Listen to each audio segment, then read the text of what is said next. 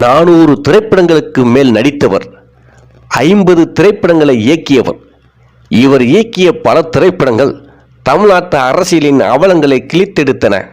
குறிப்பாக இவர் இயக்கி சத்யராஜ் நடித்த அமரிப்படை என்ற திரைப்படம் அரசியலை சொன்ன அதிரடி திரைப்படமாக அமைந்தது.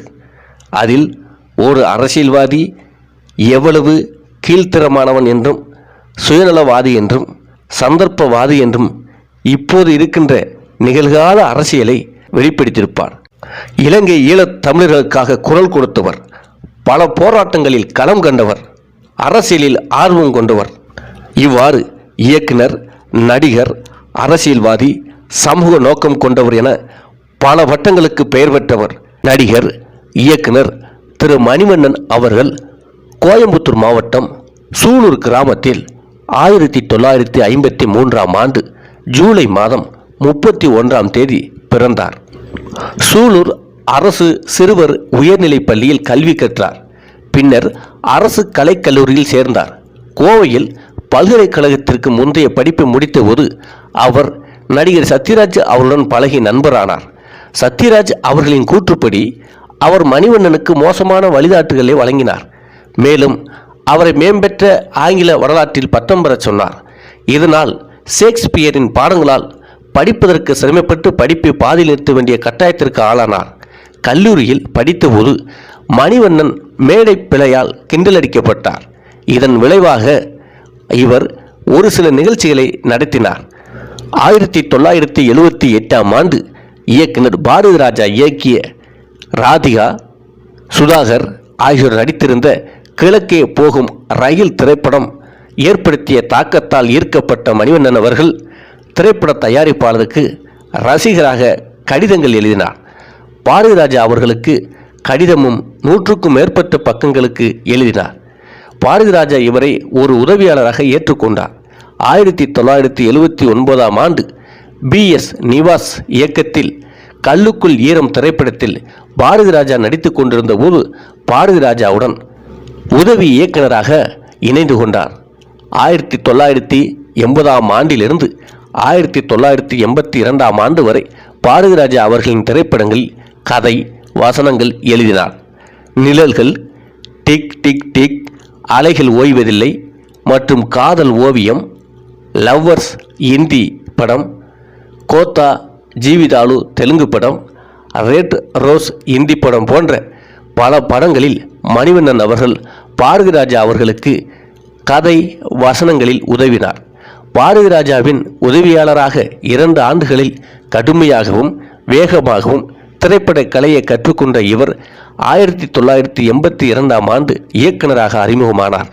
திரு மணிவண்ணன் அவர்கள் தமிழில் இயக்கிய 50 திரைப்படங்களில் 34 திரைப்படங்கள் வெற்றி பெற்றிருந்தாலும் இவர் மக்களிடையே நடிப்பு திறமைக்காக மிகவும் பிரபலமானவர். இவரது புத்திசாலித்தனம், சிறந்த கதாபாத்திரங்களுக்காக திரைத்துறையில் தனித்துவமாக கருதப்பட்டார். சிவாஜி கணேசன், கமலஹாசன், ரஜினிகாந்த், சத்யராஜ், கார்த்திக், பிரபு, மோகன், மாதவன், விஜய், அஜித்குமார், சூர்யா உள்பட பல முன்னணி நட்சத்திரங்களுடன் இவர் நடித்திருக்கிறார். 400க்கும் மேற்பட்ட படங்களில் நடித்துள்ளார். மணிவண்ணன் இயக்கிய அமைதிப்படை ஒரு நடிகராக இவருக்கு முன்னேற்றம் அளித்ததாக நம்பப்படுகிறது. நிறைய திரைப்பட வாய்ப்புகளை பெற்றார். 1990 முதல் 2011 வரை ஒரு வருடத்துக்கு 30 திரைப்படங்களில் நடித்திருக்கின்றார்.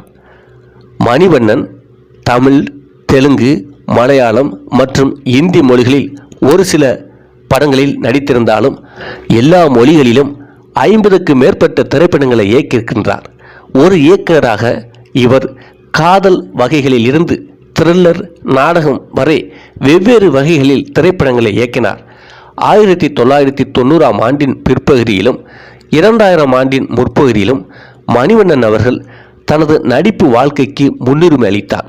இவரது நடிப்பு வாழ்க்கையின் உச்சத்தில் இவர் நடித்த 6 படங்களும் ஒரே நாளில் 1998ஆம் ஆண்டு ஜனவரியில் வெளியிடப்பட்டன. நடிகர் சத்யராஜ் அவர்களை வைத்து 25 திரைப்படங்கள் எடுத்துள்ளார். காரணம், கோவை மாவட்டத்தில் உள்ள சூலூர் என்ற கிராமத்தில் பிறந்த மணிவண்ணன் இவரது இயக்கத்தில் 50 திரைப்படங்கள் தமிழ், தெலுங்கு, மலையாளம், இந்தி போன்ற மொழிகளில் வெளிவந்துள்ளன. சத்யராஜை வைத்து 25 திரைப்படங்கள் இயக்குவதற்கு காரணம் சத்யராஜ் இவரின் கல்லூரி நண்பர். சிறு வயதிலிருந்தே அரசியல் பின்னணியில் வளர்ந்த மணிவண்ணன் அவர்கள் நக்சலைட்டுகளின் தலைவராக இருந்த சாரு மஜும்தாரை சந்தித்தவர். நாத்திகம் மற்றும் திராவிட கொள்கையில் பிடிப்புள்ள மணிவண்ணன் தமிழீழ போராட்டத்தையும் விடுதலை புலிகளையும் ஆதரித்தவர். மறுமலர்ச்சி திராவிட முன்னேற்ற கழகத்திலும் நாம் தமிழர் கட்சியிலும் பணியாற்றியவர். மணிவண்ணன் அவர்கள் 2013ஆம் ஆண்டு ஜூன் 15ஆம் தேதி அன்று மாரடைப்பால் சென்னையில் மரணமடைந்தார். மணிவண்ணன் ஏற்கனவே இதய அறுவை சிகிச்சையும் முதுகில் தண்டுவட அறுவை சிகிச்சையும் செய்து கொண்டிருந்தார். அதனாலேயே சில ஆண்டுகள் படங்கள் இயக்காமல் இருந்தார். மணிவண்ணனுக்கு மனைவியும் ஜோதி என்ற மகனும் ரகுவண்ணன் என்ற மகனும் உள்ளனர். மணிவண்ணன் அவர்கள் முதலில் திராவிட முன்னேற்ற கழகத்தின் தீவிர ஆதரவாளராக இருந்தார். ஏனென்றால் அவரது தந்தை RS மணியம் சூலூர் திமுக நகர செயலராக இருந்தார். இது மணிவண்ணனுக்கு திராவிட இயக்கத்தின் சித்தாந்தத்தில் ஆர்வத்தை ஏற்படுத்தியது. இருந்தாலும் பின்னர் அவர் ஒரு மார்க்சிஸ்ட் மற்றும் நக்சலைட் இயக்கத்தில் ஒரு செயல்பாட்டாளராக ஆனார். அவர் தனது தந்தையுடன் கூட அரசியல் வேறுபாடுகளை கொண்டிருந்தார். மணிவண்ணன் ஒரு தமிழ் தேசபக்தர்.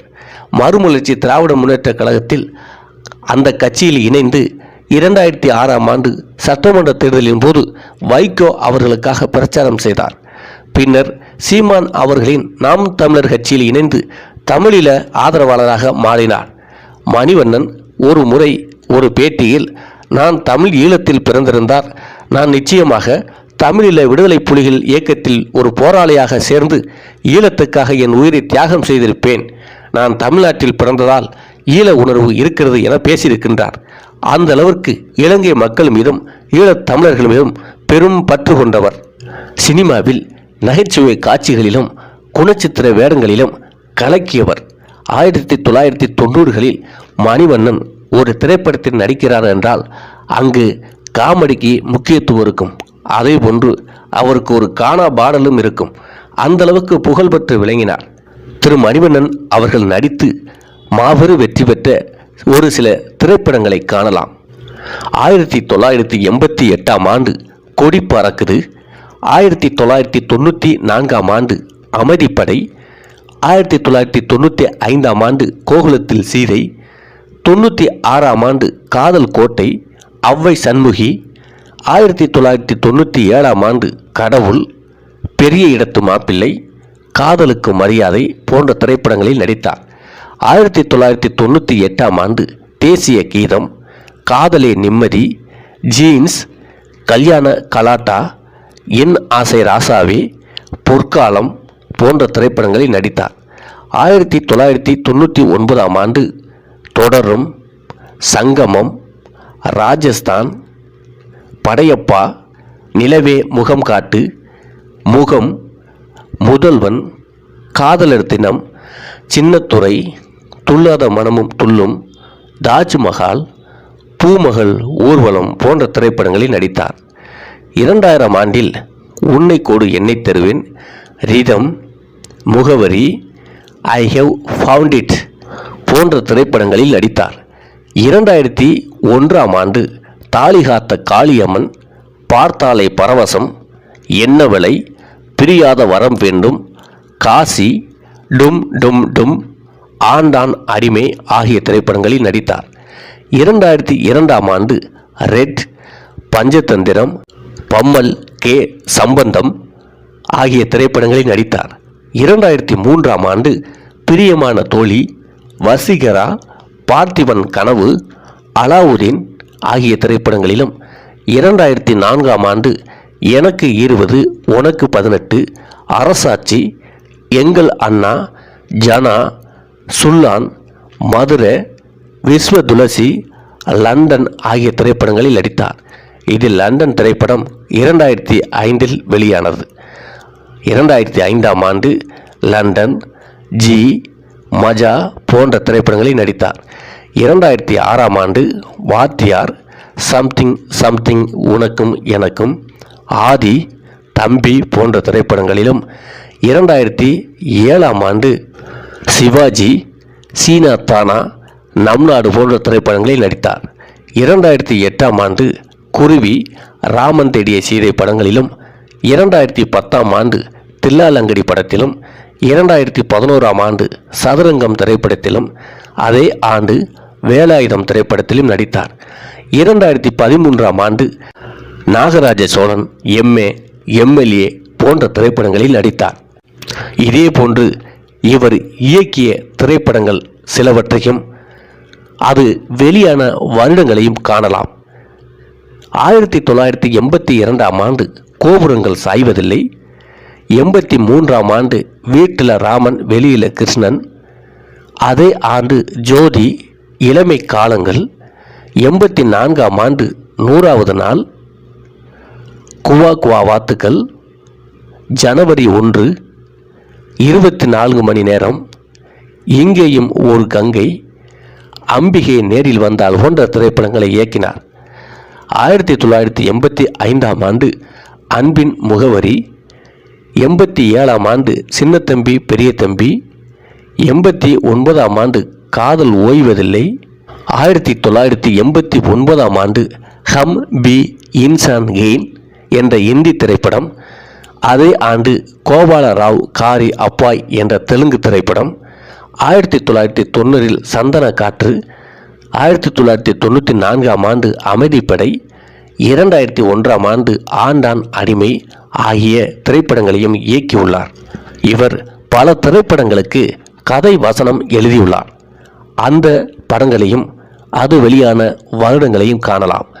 1980ஆம் ஆண்டு பாரதிராஜா இயக்கிய நிழல்கள், 1981ஆம் ஆண்டு பாரதிராஜா இயக்கிய அலைகள் ஓய்வதில்லை, 1982ஆம் ஆண்டு ஆகாய கங்கை, 1982ஆம் ஆண்டு காதல் ஓவியம், லாட்டரி டிக்கெட், 1997ஆம் ஆண்டு நேசம் ஆகிய திரைப்படங்களுக்கு கதை வசனம் எழுதியுள்ளார்.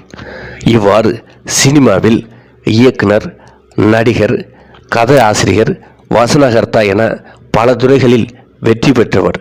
அதே ஒன்று அரசியலிலும் ஆர்வம் கொண்டு இருந்தவர். ஈழத் தமிழர்கள் மீது பற்று கொண்டு இருந்தவர். ஒரு சமூக போராளியாக விளங்கியவர்.